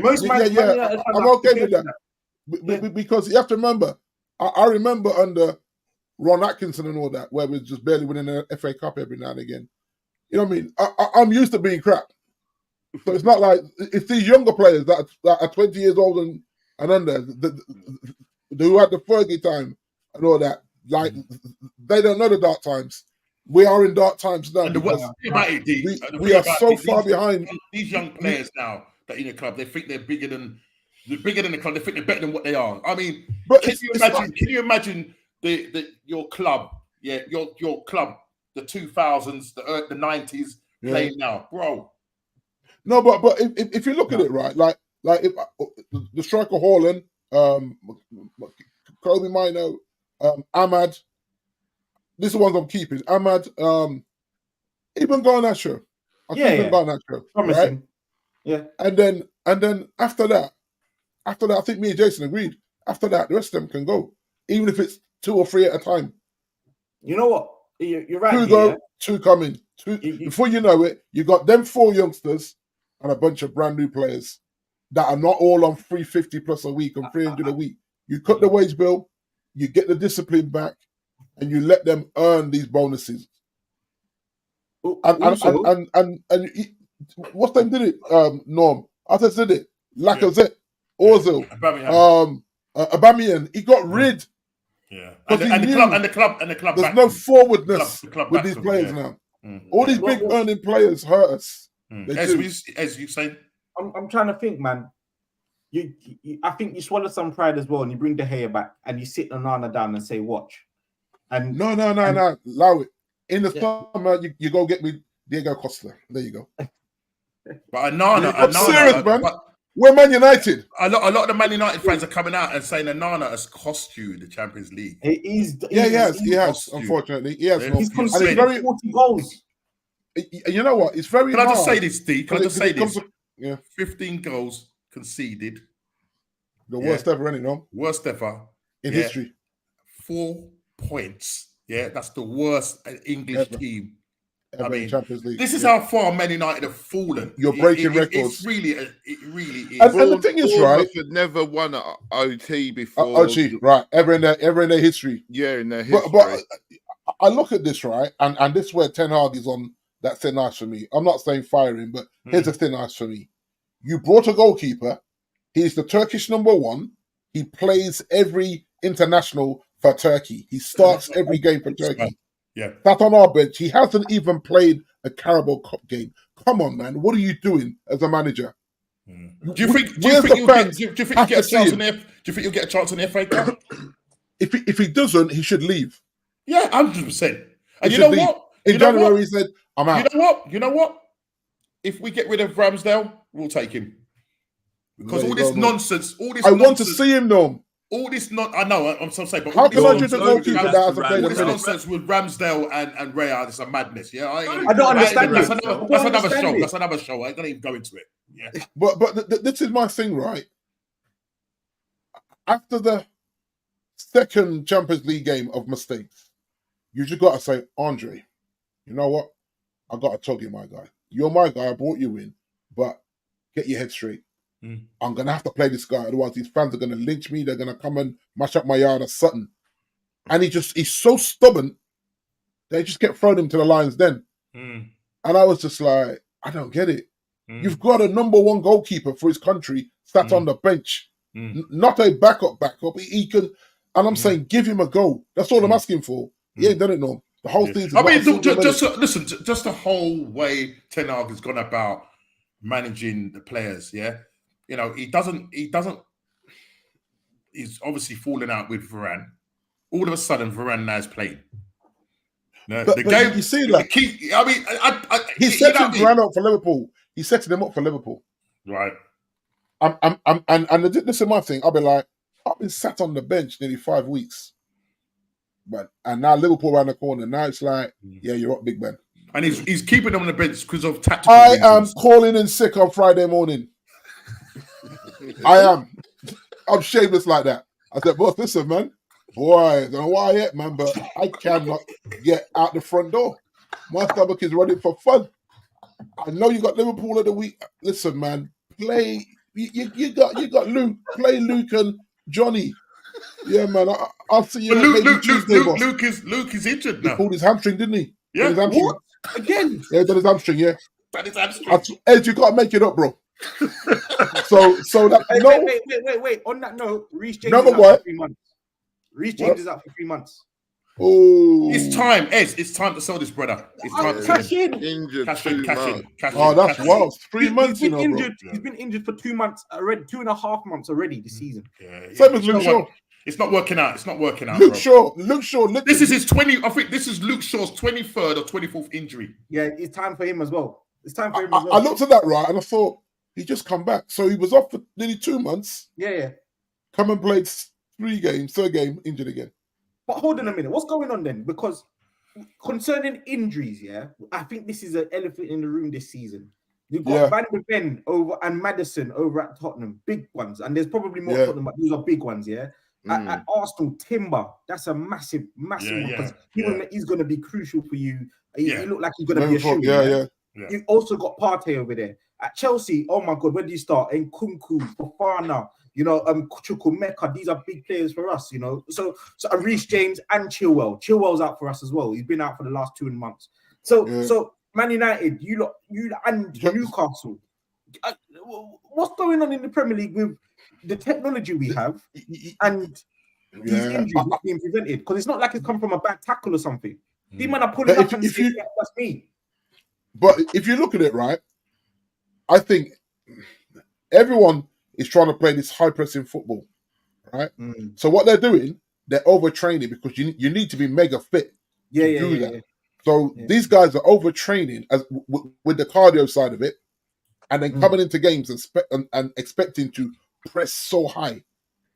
And so most of the injuries are muscular injuries rather than breakages, rather than ankle breaks. Most of them are muscular, groin strains, hamstrings, and tendons, and And so what it shows me, it's the football that's being played. I remember them heavier pitches up north as well. When you go north of Birmingham, Those pitches are a lot heavier. Yeah. As much as they've got the draining system, because the other day at Old Trafford, when I looked at the players, it's like they were standing in the shower. Yeah. It's how heavy the Manchester Rail was, man. Yeah. And I went, 90 minutes in that, that's got to do something to you, man. That's got to wear you out. And so that's what I think. But the style of football. Yeah. It'd be interesting to see whether the Spanish and Italian leagues have as much injuries as muscular injuries. And I bet they don't. The better weather. Take care, Scott. Take care, mate. Scott, big up yourself. Happy Christmas, man. Take it easy, Scott. Merry Christmas, mate. And I think this is what you see. When I lived in St. Lucia and Florida, I never complained about my knees. Back in the cold weather, boy, like, my knees, Get out of the car and I go, my knees don't feel good. I'm on the contenders tablets and some ETH Poch tablets now. And put extra oil in your body and your joints. In the hot weather, my body always felt, man, I'm good. I didn't get out of the chair and go, ooh, that hurt. and I think that's the difference, that the climate, the better weather climate, playing so much in this damp, rain, cold, and expected to do this high pressing. Yeah, it doesn't work, does it, in this country? I don't think it works. Look, listen, guys, I've got to go on to another meeting, so I just want to quickly finish off. Just quickly, just go around the table. I just want to say something about what Dee was saying about players on their wages. Did you hear that Destiny Adogi or Doogie, whatever it is, he just signed a 7-year contract or whatever? Yeah. Did it?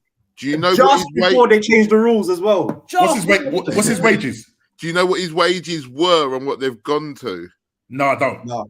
He was on 4.5 grand a week, and he's gone up to 65. Wow. I wouldn't mind 4.5 grand a week, mate. I mean, it's a different world, isn't it? It's a different world. You know what, though, Chidi? That's screaming. That was always promised. Because no one comes to the Premier League who, no matter who you are, what level, on 4 bags a week. No way. I reckon it was something to do with FFP or something like that. They had to get something right before they could put him on them wages. I reckon that's what it was. But he's definitely earned it. He's earned it. He's earned it. And it's still not ridiculous. It's still, that's in the Premier League, that's a noble wage. Yeah. He'll before 2030, he'll get another pay rise anyway. Oh, yeah. Right, so just quickly, guys, and then we're gonna go on to the what's going on prediction. I'm loving this bit. I'm gonna really love this bit. But anyway, just quickly, just round the table. Does the Villains challenge for the Premier League? Yes or no? No. Yeah, they'll tail off eventually. Okay. Do you think they're finishing? That's exactly what I think. Do you think they're finishing the top 4? Yeah. No, top 6, I think. Top 6. Okay. I think top 6 for me. Yeah. Okay. And I'll say the same thing. Yeah, top 6 as well. I mean, they're going really well. They could do a Leicester. It could be a Leicester season. We don't know. And if they do a Leicester, that's actually. But the funny thing is that I can't remember what player came out and said it. That Unai Emery turned around and said to them that we want to go for the league. He told them, I want to go for the league. Do you know what I mean? So listen, we'll see what happens. But they are doing well at the moment, and you have to take your hat off to them. Yeah, man. But listen, we're gonna just go on now and quickly share. I want Dee to just quickly go through the what's going on fantasy league thing, just to let us know who's where and what, and then I'll just share with you the what's going on prediction league table game week 16. We've had game week 15, but we've included game week 16. So I'm going to just quickly add this on there. Yeah, there you go. Quickly, Dee, if you could just go through that, because I've got to be in a meeting. Right. If you look at some real big shots, including myself, 63 points, Big D, 63 points, Emmanuel Botwi and Richard Tuck. I think that's your guy, actually. Yeah. Del Grady is still staying steady, man. A nice 47, keeping him in a bit of a gap there. So we have 3 guys in the 900s now, which is good scoring. Scott, Ez, and Kofi are just below on the mid 850s upwards. We have Malcolm X on 13, so she's got 3 below her, so she's doing good, Noms. Jay's doing good. Yep. And Andy, what's going on with you? Actually, and they actually leapfrogged. He leapfrogged Jay this week. So 51 points, solid 51. So yeah, man, our league is doing good, man. I was saying as I said, that Delroy Grady, man, he just seems to be up there. Really he topped my other league. He topped my other league. He's very good at this. He's just good at. And there is an element of luck as well, because obviously, I think the majority of people captained Haaland yesterday, and I was saying to the guys on the other group that on the system, both on the phone app and on the laptop, it wasn't showing him as injured. Only when you saved the team and then you ran out of time. It came to 11:30. He popped up injured. So they pulled one over our eyes there. They mugged us off. Yeah, and that's why Jay was having a go at me, because I saw it on Sunday. Ireland's not playing. She said, "What? You told me to keep Richard." I said, "I didn't know, because nobody did say." Do you know what I mean? So it wasn't showing on. She wasn't. Yeah, it wasn't showing. So Jay, we do apologize. Norman didn't set you out. He didn't do you like a kipper. Like, he wasn't showing. Literally, as soon as like they take about 20 minutes or so, 30 minutes to refresh after the cutoff. Yeah. Once the cutoff came up, I went, "Rah, he's injured." And then I've already captained him, but I was smart and I vice captained Mo. So Mo hooked me up. So I was nice. I was nice, you know what I mean? But yeah, okay. Man. The last thing now is to just share the prediction table. And, here we go. So this is game week 15 and 16. This is game week 15 and 16. So we've included 15, but so it's going to show us game week 16. So let me just share that with you guys. Let me see. Whoa, Nomski. Wow. Sorry. Wow, Nomski. Nomski got all the blues, man. Consistency. All the blues. I wish my team was consistent. Yeah. So as you can see, guys, Nomski. What's going on with Ez, man? Ez, what's going on, brother? What is going on, bro? Man. I'm going for Chelsea. I went for Chelsea again last week, didn't I? Fair red. Back in my team, man. Ez, I'm telling you, refuses to come off of there. Refusing, boy. I'm gonna bounce back. Don't worry, man. We're gonna go on a 20-win streak. Listen, can you imagine that? But bro, Ez, you're sort of 5 points off. I'm hopeful, man. I'm hopeful. Don't worry, we're going to Chelsea again, by the way. I wonder, is there a curse? Is there a curse that you need to take away? I rebuke any curse concerning my name, sir. I'm just backing my team. That's all that's happening. So maybe Chelsea could be, but it's got nothing to do with me. But yeah, as you can see, lads, I topped the group on 13 points, Kofi on 12, Chili on 11, Big D on 11, and Mr. Ez on 6 points. So don't worry, man. We're gonna get the score right. Chili pepper coming in. Yeah, chili pepper. Don't worry, I'm coming this way. I've got to practice eating them, so it's not too You've got to practice eating them, man. Yeah, you got to do. I don't care. The end of this season, you have to do the forfeit. Well, I'm saying you have. No, but I'll do. All right, I'll do. You have to do two. If this is the agreement, if I lose, because it's only if, not when. What's all them balloons? I know, sorry. I don't know what happened then, man. You're celebrating early like last season. You know what I mean? Like last season, Norms. You know what I mean? Too early. You know what I mean? If I lose, I'll do a double forfeit. Okay. Did you lose last year, Ez? Yeah, I lost last season. Yeah. I was back in the Blues then as well. So I'm telling you, hear this, everybody. If Ez is one stubborn brother. If Ez loses, I mean, listen, you got some ground. You got some ground to make up. As I said, if you do it, big up to you. That's all I've got to say. Big up to you. Nomski. I'm back in the mix. Nomski, I'm just looking at this league good and proper there, right? Yeah. I'm looking at my 1, 2, 3, 4 blue dots and 1 red to Chile's 1, 2, 3, 4 red dots and 1 blue. How's he above me? That don't make any sense. You had a good start. That don't make any sense, mate. Let me ask you something. How come every week someone wants to go above me? No, listen. Hold your spot. Blue, red, blue. You've gone red, blue, red. You shouldn't be above me. What kind of madness is that? That's your spot, so you just hold it. Don't worry about that. Nah. I should be third, mate. I'm third. Listen, you ain't third. No, man. Tell my godson that I'm third. D, what I would say, D, you can change this outcome this weekend. So get your predictions in. Yeah, It's in. Oh, is it in? Okay, right. Yeah, I know he's gone. I know he's gone. No, I was last midweek. I had the last pick last week. Yeah. Last week, I was at work. No, I was sleeping from night shift, and you guys will put your thing in. I was like, what's he putting? I was on Friday night football. Okay, stop. I was on Spurs on Friday night football. Chelsea. Oh, I'm backing you again. Chilly. Backing Spurs. Yeah, okay. I'm backing you, man's again at Forest. And Ez has gone for 3-1.